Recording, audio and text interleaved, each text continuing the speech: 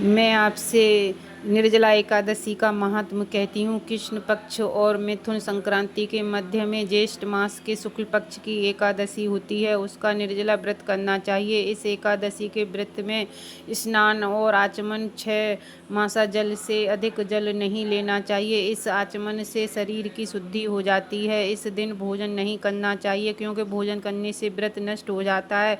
यदि सूर्योदय से सूर्यास्त तक मनुष्य जलपान न करे तो उससे 12 एकादशी के फल की प्राप्ति होती है। द्वादशी के दिन सूर्योदय से पहले ही उठना चाहिए। इसके पश्चात भूखे ब्राह्मण को भोजन कराना चाहिए, तत्पश्चात स्वयं भोजन करना चाहिए।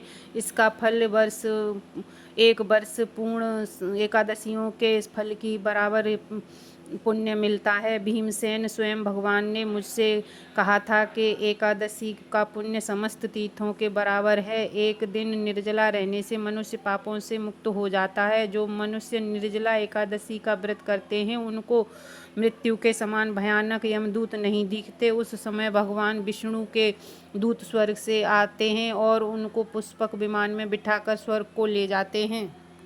अतः संसार में सबसे श्रेष्ठ निर्जला एकादशी का व्रत है। अतः यत्नपूर्वक इस एकादशी का निर्जला व्रत करना चाहिए।